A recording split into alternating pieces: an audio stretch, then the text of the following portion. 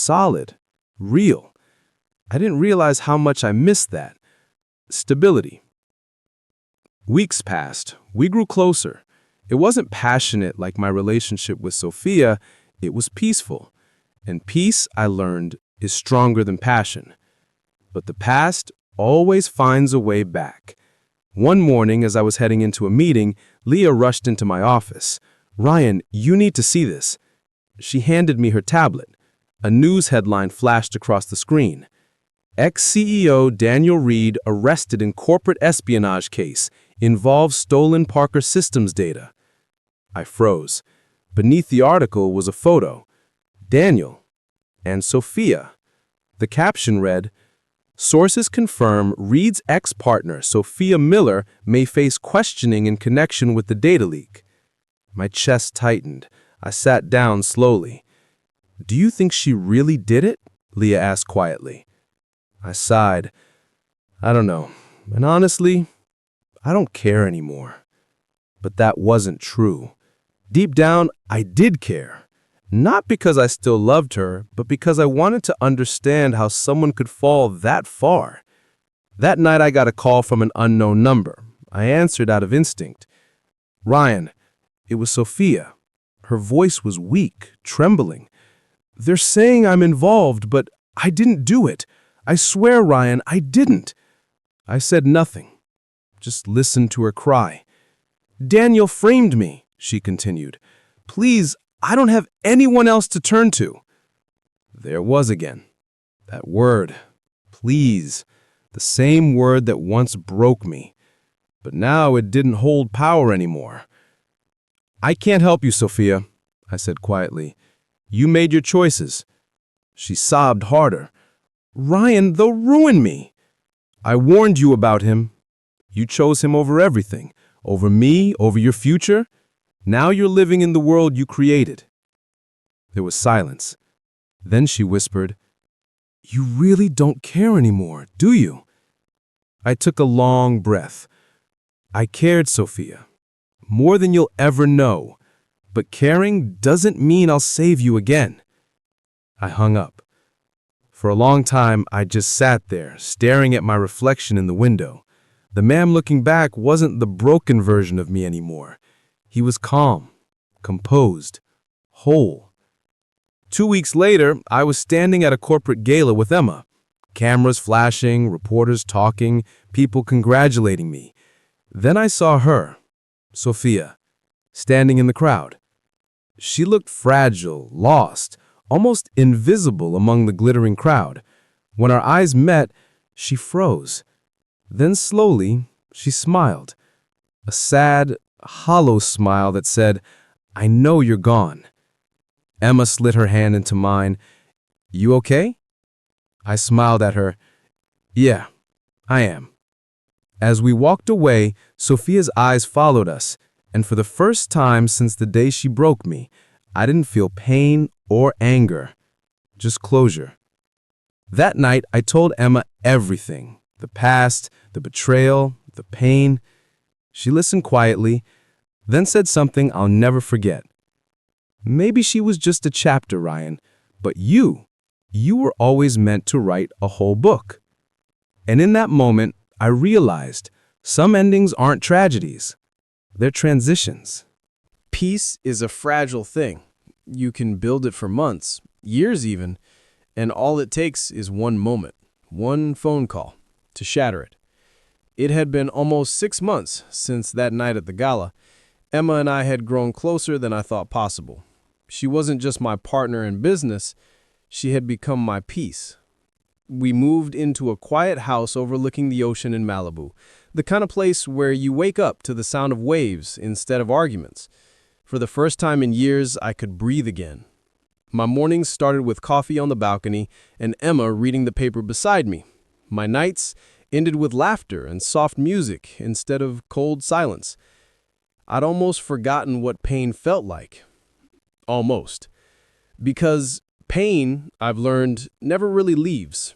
It just waits quietly for a knock on your door. And one evening, that knock came. It was raining, hard. Emma was upstairs, finishing a call with a client. I went to the door, half expecting a delivery. But when I opened it, the last person I ever wanted to see stood there. Sophia, soaked, pale, trembling. Her mascara was running, her hair clinging to her face, her eyes red like she hadn't slept in days. "Ryan," she whispered, "please, I didn't know where else to go." For a moment, I just stared at her, my past standing on my doorstep, dripping rain onto my clean floor. "You shouldn't be here," I said quietly. "I know, but I need help. Please, Ryan, they're after me." "Who's they?" She stepped closer, her voice shaking. "Daniel's people. He had connections. Bad ones. When he got arrested, they blamed me for losing the data. They think I still have access to your systems." I exhaled slowly. "You're saying criminals are after you because of my company?" "Yes," she cried. "I didn't do anything. I swear, Ryan, I just need somewhere to hide for a few days." I hesitated. My heart wanted to slam the door. My conscience didn't. Before I could answer, Emma came downstairs. "Who is it?" Then she froze as her eyes landed on Sophia. The air between them felt electric, like two worlds colliding. Sophia's lips trembled. "You must be Emma." Emma's expression was unreadable, calm, poised. "Yes, and you must be the reason Ryan doesn't trust easily." Sophia's eyes filled with tears. "Please, I'm not here to cause problems. I just need help." Emma looked at me. "Ryan?" I sighed. "She's in trouble. I'll handle it." Emma nodded slowly. "All right, but be careful what you let back into your life." With that, she turned and walked upstairs, the sound of her heels echoing like a warning. I let Sophia in. She stood in the living room, shivering. I handed her a towel. "Thanks," she murmured, drying her face. "Sit," I said, motioning to the couch. "Tell me everything." She did. Apparently, after Daniel's arrest, his business partners, a group tied to illegal trading, assumed Sophia had hidden backup data. They had been following her, sending threats. She'd gone to the police, but no one believed her. I listened quietly, my mind processing every word. When she finished, I asked, "What exactly do they want?" "They want access to your security code, the one Daniel tried to steal." I leaned back. "So you came here hoping I'd give it to you?" She shook her head furiously. "No! I came because I didn't know where else to go. I thought maybe you'd help me." I looked into her eyes. For a moment, I saw the old Sophia, the woman I used to love, broken and lost. But then I remembered every lie, every betrayal, every tear I shed because of her. "I'll make some calls," I said finally. "I'll make sure you're protected for a few days. But that's it. You're not staying here." She nodded, defeated. "I understand." I made a few quick calls to my private security team, arranged a safe house, nothing fancy. While waiting, we sat in silence. Then she spoke softly. "She seems nice, Emma." "She is. She makes you happy." "Yes." Sophia smiled faintly, though her eyes looked like they were breaking. "I'm glad. You deserve that." Before I could respond, headlights flashed outside. Security had arrived. I walked her to the door. The rain had stopped, but the night air was heavy. "Thank you, Ryan, for not hating me completely." I looked at her for a long moment. "I don't hate you, Sophia. I just stopped needing you." She nodded, tears glistening. "That's worse, you know." She got into the car, and within seconds, she was gone again. Days passed. Things seemed normal again. Emma didn't ask much about that night. I could tell she didn't like it, but she trusted me, and I wasn't going to let the past ruin what we had. Until one morning, everything changed. I was at the office when Leah ran in panicked. "Ryan, the system's been breached." I froze. "What?" She handed me her tablet. "Unauthorized access detected. Atlas Security Core." My heart dropped. "From where?" She swallowed. "From the same network Sophia used to contact you. I slammed my fist on the desk. She led them to us. Within hours, chaos unfolded. The breach triggered investor panic. Shares dropped. Journalists flooded our inboxes with questions. I tried reaching Sophia. No answer. Finally, one of my security leads called. "Sir, we found the safe house empty. She's gone." Gone. Emma stood by me the whole time, calm but visibly hurt. "She came back into your life, Ryan, and look what happened." I ran a hand through my hair. "I know, but I'll fix it." "You always try to fix people who break you. You don't have to keep proving you're the better person." Her words cut deep because she was right. The following day, I got an email. No name, no signature, just a single line. "Meet me at Pier 47 tonight if you ever want your company back." Attached was a photo. Sophia, tied to a chair, crying. I stared at the screen for a long time. Then I stood up, grabbed my jacket, and walked out. It was past midnight when I arrived at the pier. Fog hung thick over the water. The air smelled like salt and rust. I saw them. 3 men, 1 woman, Sophia. The tallest man stepped forward. "Mr. Parker, you've cost us a lot of money." I clenched my jaw. "Let her go." He smirked. "Give us the Atlas encryption key first." I stood closer. "That key is not yours to take, and if you think threatening me will change that, you're wasting your time." He stepped closer. "We can make things disappear, including her." I glanced at Sophia. Her eyes were wide, terrified. She mouthed, "Don't do it." That's when I realized something. She wasn't lying this time. She really was a victim. I took a slow breath. "You want the key? Fine." I reached into my jacket, pretending to pull out my phone, but instead, I hit a small button hidden on my watch. 30 seconds later, black SUVs surrounded the pier. My security team stormed in, armed, fast, efficient. Within moments, the men were on the ground. Sophia sobbed in relief. I ran to her, untied the ropes, and said, "You're safe now." She looked up at me, shaking. "You still saved me, after everything." I nodded slightly. "That's what decent people do, Sophia, even when they've been hurt." Police sirens echoed in the distance. I stepped back as officers took over. Sophia reached for my hand. "Ryan, I'm sorry for everything." I squeezed her hand gently. "I know, but it's time for you to start saving yourself." And with that, I walked away. The next morning, the news broke. Parker Systems CEO foils corporate espionage. Key suspects arrested. Investors regained confidence. Stocks soared again. The company was safe. But me? I was tired. Not broken, just done with the past.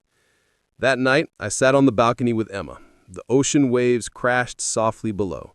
She rested her head on my shoulder and whispered, "Is it finally over?" I nodded. "Yeah, it's over." She smiled. "Good, because you deserve a life that's more than survival." And as I looked out into the horizon, I realized she was right. Sophia had been the storm that destroyed me. But Emma, she was the calm that rebuilt me. The ocean had always been my therapist. No judgment, no questions, just endless waves whispering, "Let go." It had been 3 weeks since that night at the pier. The news cycle had moved on. My company was back on track.